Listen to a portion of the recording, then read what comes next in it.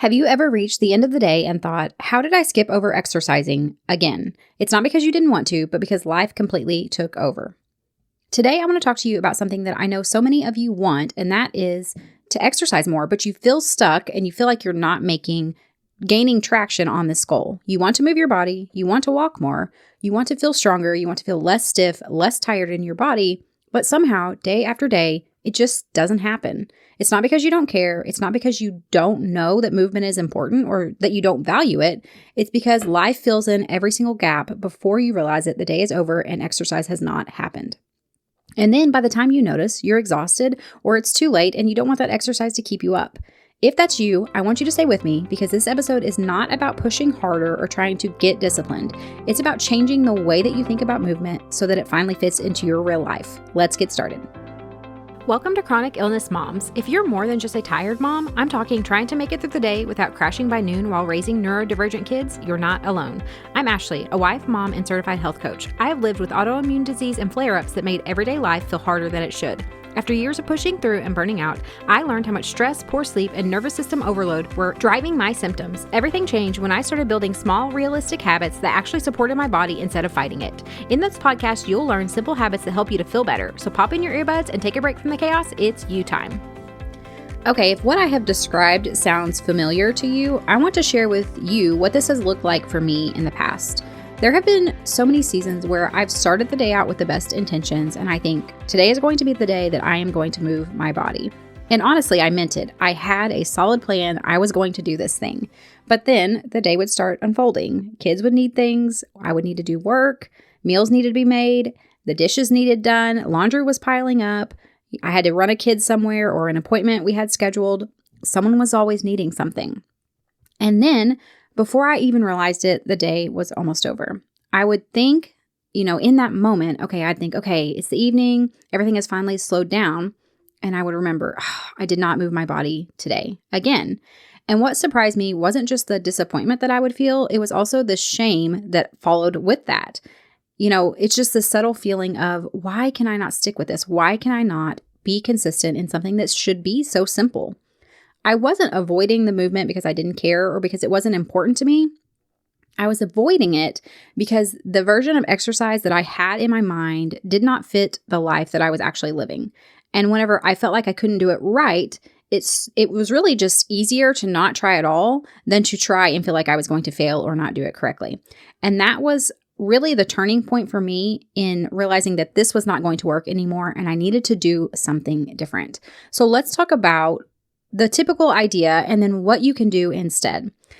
Ideally, in most of our minds, we think of exercise. We think, I need to block out 30 minutes or an hour and I need to do some kind of intense exercise, whatever that is for you. And a lot of times, especially for moms who have chronic illness, chronic symptoms, they don't feel their best. The way that you feel from day to day changes. And also you are taking care of your children. You have children who are neurodivergent and the schedule and the needs can fluctuate from day to day as well. And so trying to fit in an hour workout is typically not going to work well for you. It's just not realistic for your life, for the schedule that you have. And we have to kind of reframe this and realize, if I can't do 30 minutes or an hour, that is not a failure. That is just me being realistic about the season I am in right now and the capacity that I have because of the body I'm living in right now. When you're doing things like caregiving and chronic illness, that's going to obviously affect the amount of energy you have to give as well. And then the other thing is if you've been living in a chronic state of stress, your nervous system is going to really struggle with a long, intense workout because, again, that is stress on your body. So as you're working to manage stress and heal your nervous system, doing that really intense, long workout can actually be counterproductive to your goals. So this is where we flip this and say, what if instead of saying, how can I fit in a full 30-minute, 1 hour workout? Instead, we ask, what is the smallest amount of movement that I can do consistently every single day? And for a lot of women, that answer might only be 5 minutes. And that is okay. If for you ask yourself and it's 15 minutes, that's great. But today, for the purpose of this episode, we're going to focus on 5 minutes because most of us can do anything for 5 minutes. Most of us have 5 minutes within our schedule. And the reason why I like starting with 5 minutes is because it feels doable. It does not require tons of motivation to get started. And also the fact that it's such a short period of time, you're going to get that reward, kind of that dopamine hit when you complete that exercise, which again is going to just continue to build your motivation and help you to keep returning back to that activity. The other thing I like about it is not going to overwhelm or stress out your body, which of course is going to help with that regulating your nervous system healing, all of that we talk about so much on the podcast. And here's the most important thing to remember is when the 5 minutes are up, you are allowed to stop. Now, if you feel great and you want to keep going and you have the time and the capacity, that's great. But you don't have, it's not like we're not tricking ourselves into, oh, I'm going to tell myself it's 5 minutes, but really I'm going to work out for 15. That is not the goal here. You have full permission to stop at 5 minutes. And again, that's just kind of building trust with yourself and allowing yourself to enjoy the activity because you're not dreading the fact that you're going to have to push yourself or kind of trick yourself into starting, but then realize, okay, I actually really just wanted to do 5 minutes. And I'm now at the point where I'm pushing myself into doing something I don't want to do, which is really the opposite of what we want to do. We want to make it a good, enjoyable experience for you. So you want to continue to come back to it. So the thing is, what I notice for myself is a lot of times it is just getting started for me. So I find for myself, if I get started and I tell myself only 5 minutes, I typically actually do want to go longer and I have the capacity to do it and it's okay. But there are days whenever I don't, and I'm perfectly fine with that too. And I just stop at the 5 minutes and I move on. So the thing that I like about this and giving yourself that permission is because it's really setting yourself up to be consistent. And we know that being consistent, it's helping, like I said, it's helping you to build trust with yourself so you can begin to believe that you can consistently move your body. So when your body learns that movement does not drain me, whenever your brain is not getting the signal from your body that it's in a stressed state as you're moving, it becomes much easier to return back to that tomorrow because it left you feeling good. Okay. One thing I like about this, especially as moms who we're just juggling a lot and, we have a lot going on with our own health, is to do movement stacking. And so movement does not have to be in a special time block. This is one thing that helped me a lot, was realizing that I did not have to set aside, 15, 5, whatever I was doing for the day. I didn't have to set aside separate time and count that as my workout time. Now, at this point in my life, because my health has improved greatly, I do typically do that, but that's because it is time for me. It's kind of like a self-care thing. And I know whenever I move my body consistently that I sleep better at night. But as you're getting started, keep in mind that you can fit this movement into things that you're already doing. So I want you to ask yourself, how can I integrate movement into the things that I'm already doing consistently? The reason why I like this idea, especially as you're getting started, is because that habit stacking is going to increase the odds that you're going to be able to stick with your movement goal because you're pairing it with something that you're already doing consistently. And whenever you say, okay, let's say for instance, I'm going to do calf raises when I'm doing the dishes, and you do the dishes every single day. So every single time you go to do the dishes, you do calf raises, you're training your body. This is what we do when we do the dishes. And it just creates that consistency over time because that's something you're doing every single day anyway. Okay, so I'm going to give you a couple of examples of what this could look like. Okay, you could walk while the kids play outside. And this is something I have done for years and really enjoy. We have a backyard and my kids play in the backyard. And while they are playing around doing their thing, I just walk laps in my backyard and it works great. Another idea, and this is something I've started doing recently as I have been at my computer more and just needing to be sitting more, and it really did impact my movement, I noticed, is to get a walking pad and then walk while you are working. And I have found that to be helpful for me in reaching my movement goals too. Another idea would be to do squats while you're brushing your teeth. You could do calf raises while you're doing the dishes, or you could stretch while you're watching TV at night.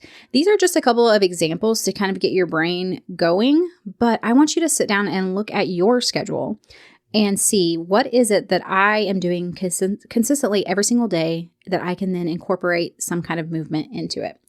Now, the other part of this, the fourth part of this, is that we really want to focus on enjoyment over discipline. The reason why I say this, I'm not saying that, creating discipline around exercise and really working on, meeting some fitness goals is a bad thing. It's not. But we also have to own our own circumstances, our body, our season, all of that. And so I think if you're in the middle of really intense symptoms or juggling life and all of that, focusing on doing things that you enjoy over like, oh, this is such a chore, I feel like I have to do this, especially as someone who is already struggling to be consistently moving, can be such a game changer in helping you to look forward to actually wanting to move your body. So think about it this way. If you hate it, your body's going to resist it. Your brain is going to resist it because it's not, nobody wants to do something that they hate. I hate tomatoes. The idea of going and eating them does not sound enjoyable to me. I'm going to resist that as much as possible.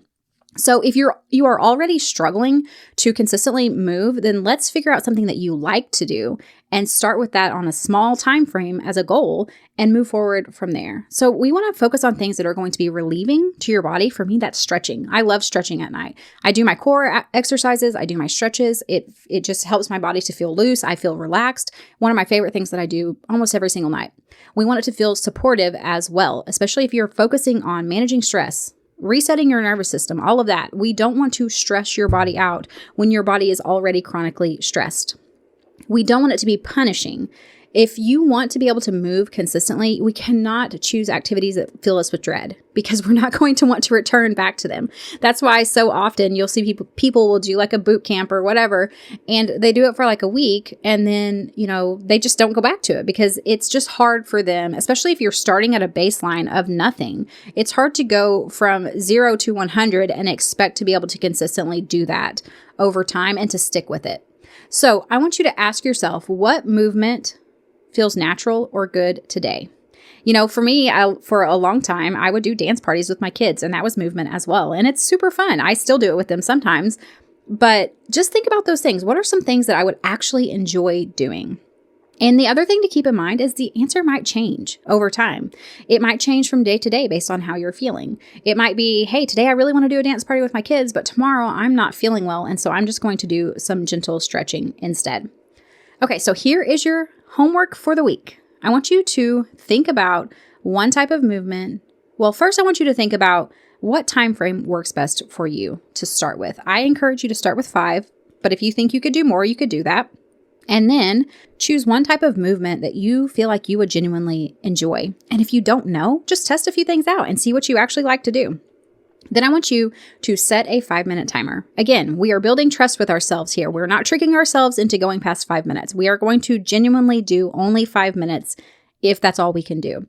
And then just set that timer. I like to set it on my phone, just a reoccurring reminder, basically, to remind me to do something. Or, like I said, what I would actually do is pair it with a habit or a routine that you are already doing, and work on building that consistency of reminding yourself to do it at that time.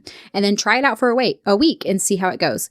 And the other thing to keep in mind is, if you miss, like you're working on setting these habits. So let's say you decided you were going to do squats while you brush your teeth. If you forget one night, this is not a place to feel bad or beat yourself up, because you are working on creating a new habit, and that takes time. The consistency will come over time. So if you forget, it's not the end of the world.